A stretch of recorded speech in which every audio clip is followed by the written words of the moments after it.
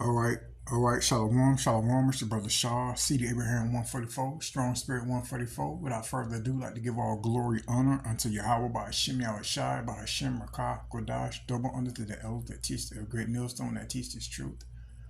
Salutation to the brother pushing this truth on the four winds of the earth. Also, you sisters listening quietly to meet this confusion of faces and children. Shalom. My reason for doing this video I came across. It's about the enemies, and we are warned by Yahweh by Hashem Yahushai about being entangled with enemies, and this video is going to set the example why here in Great Millstone we are educated. Okay, and when you're educated, you know better. You should never longer wonder, because Great Millstone has the 100% truth. Okay, regardless, we do this for edification purposes. And this video for this young lady, for those viewing, whoever come on this video is very edified, but who forgot or don't know. I'm going to bring out some precept with this lesson that's about to be taught about being entangled with these other nations we heard about Shemel Shah warned us about. Okay, let me get into some precepts after this. So I'm going to play the video. My white mom is racist, but I'm mixed. And yes, you heard that right. My mom has 2 black kids and she's racist. She had multiple black partners, including my father, and they were even married at one point. As I got older, I started to realize how racist she was. She would call my friends and their moms monkeys. She said my dad was blacker than her shit. She called my brother's friend the hard N-word and then punched him in the face. Me and my older brother share the same mom and dad, but my younger brother is white. He was always treated a little bit differently than we were. She had bipolar disorder and she would always get real angry, and when she would get in her little modes, she would argue with everybody and just start saying a lot of racist things. My grandparents were even racist and they didn't mind her acting that way. So a lot of people be like, why did you cut off your family? Why did you cut off your family? This is not even the half. But just know everything I did was for good reason. Don't block your blessings by keeping people in your life that aren't meant to be there. Some people are just lessons. So being biracial with the white mom is trending right now, and I just want to jump on this wagon. Dear black people, do you not see how harmful this is? Like, do you not? Let me give you some examples. You don't know what it's like to grow up mixed. Because you don't realize that a lot of us deal with racism since day one all the time. And these are supposed to be with people that love us, aka our families. A lot of people on my mom's side of the family were Aryan Nation skinheads. I didn't know what that was as a kid. And I didn't understand why everybody looked at me different, or why there was certain people in my family that just would never say hello to me or my dad or my mom because they were disgusted. And I didn't understand that as a kid. I didn't get it. I thought I had something on my face the way they were looking at me. You know how hard it is to nonstop be told, like, wow, you have your mom's face with just dark skin, with a look of disgust on their face while they say it, and not know why they feel disgusted to say such things?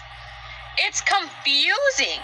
You gain a complex and you just don't feel beautiful no matter how gorgeous you are.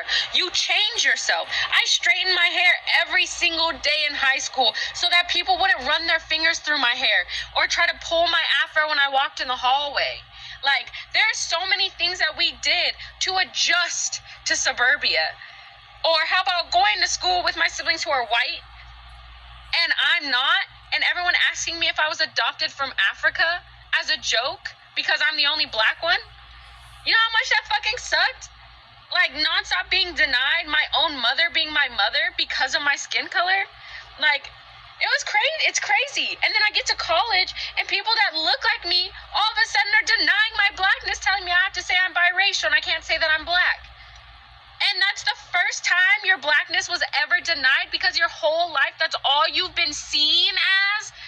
Like, you know how confusing that shit is?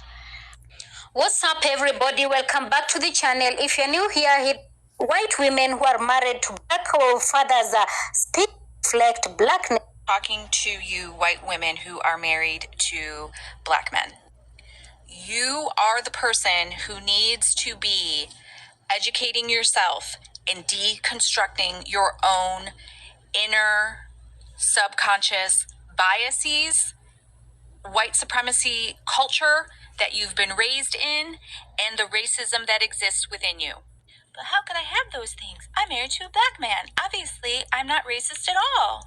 That is a huge misconception, and that is the problem. And when you hear black folks say that the black Americans' biggest enemy is white liberal women, that's what they're talking about. We think, oh, we're perfect. We are everyone's dream prize because we're not racist and we're all for community and all of those things because we're liberal. The thing is, thinking that way prevents us from growing and learning. You cannot have been raised in the United States of these here Americas without having been highly influenced by the white supremacist culture in which we live. So it is within you, and it is impacting decisions you make, the way that you respond, how you treat other people. It's in there, and it needs to be acknowledged and then deconstructed, because you can't just deconstruct something that you don't believe is there. So I'm going to be showcasing different books and different content creators on here who really are doing a fantastic job and working really hard to make the world a better place. That's the stuff we think we're doing, but we're actually not. We're just sitting back and smiling. So follow me and we'll go on this journey together. Because even though I've been doing this work for 30 plus years, there's always more to be done. We are never done deconstructing. I'm gonna need y'all white parents of biracial kids to listen in real quick. I'm gonna give you fair warning, this might be an uncomfortable conversation, but it's necessary. A lot of y'all's kids have complexes and identity issues, and it's not because they have a white parent. It's because a lot of y'all chose to have biracial kids before you unpacked your internalized racism and anti-blackness. It's because a lot of y'all have biracial children without learning enough about the black experience to guide your child through a black experience, to guide them through a world that is inherently anti-black. Cutting off your racist family members is not all it takes to raise a biracial kid. In fact, that doesn't even come close to the bare minimum. You can have the best intentions for your children while still causing them collective harm. And I first noticed this when my daughter was an infant and I started joining Facebook groups for parents of biracial kids. These white moms would have the best intentions, yet end up on Facebook crying about how their child was saying they didn't want to be black and they hated being black. And because these parents did not take the time to educate themselves whatsoever on systemic racism and anti-blackness on a level that they would be able to appropriately raise a biracial child, they were on the internet crying for help instead of helping their kid. You cannot shield your child from experiencing anti-blackness in the world, but you can equip them to deal with it. I get told pretty frequently that my daughter will be mistaken for a black mom biracial, and I'm going to explain to you why. First and foremost, she is not raised in an anti-black environment. A lot of black men, white women relationships are inherently anti-black due to the fact that the relationship is based on fetishization and the hatred of black women instead of mutual love. The way that I look at it, the world is constantly going to be hurling anti-blackness at my child. And instead of acting like it does not exist, I have been equipping my child since birth to be able to handle said anti-blackness. All right, and that's the purpose of me doing this video. We are Numbers 1 and 18 teach us that. I'm gonna go to Numbers 1 and 18. We're gonna get out there. Let's go to the scriptures. Okay. So they know that they're black. This is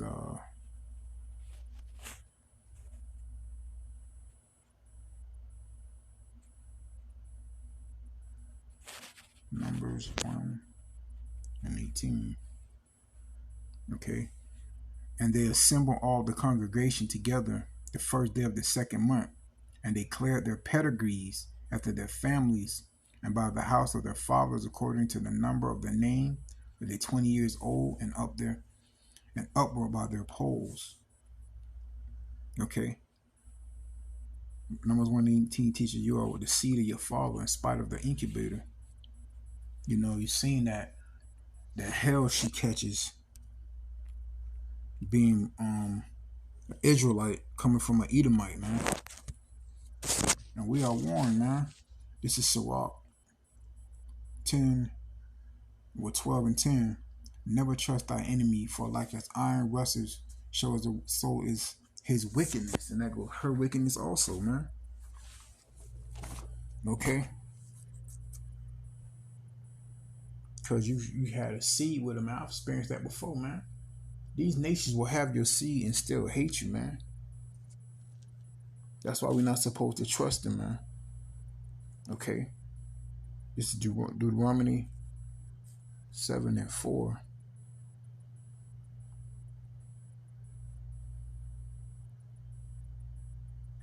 Deuteronomy 7:4, and it reads, I'm going to start at 3. Deuteronomy 7:3. Neither shalt thou make marriage with them, with thy daughter. Now thou shalt not give unto them his son, nor his daughter shalt thou take unto thy son. For thou wilt turn away from thy son from following me, and that they may serve other gods. So they will the anger of the Lord be kindled against you, and destroy thee suddenly. Okay? This is why Yahweh Shema shall warn us. But they're still Israelites, in spite of how their wicked Shedemite moms feel about them, man. Okay?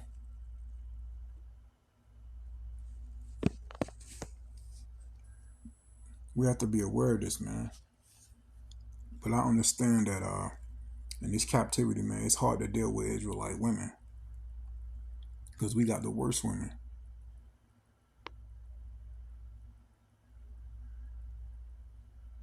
Okay? We got the worst women.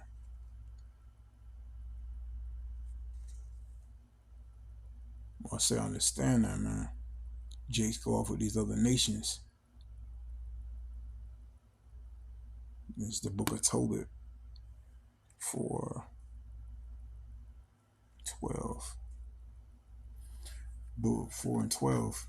Beware of all whoredom, my son.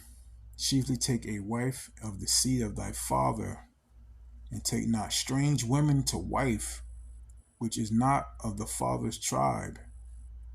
For we are children of the prophets Abraham, Isaac, and Jacob. Okay? And when you go outside of the inheriting the tribes, man, you're gonna deal with this. Sad she have to put up with that shit, but I got that going on in my family. I got so-called biracial people in my family. But they don't have to put up with that, man. Who knows? Lord knows.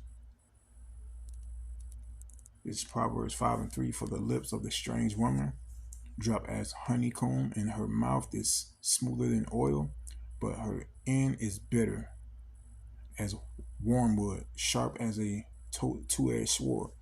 Her feet go down to death. Her steps take hold on hell. Okay? When you first meet them, you can't tell, man. They going along with it. They looking in your eyes and shit. All right? They looking in your eyes. You call it by the soft feminism, man. But still our enemies. Okay?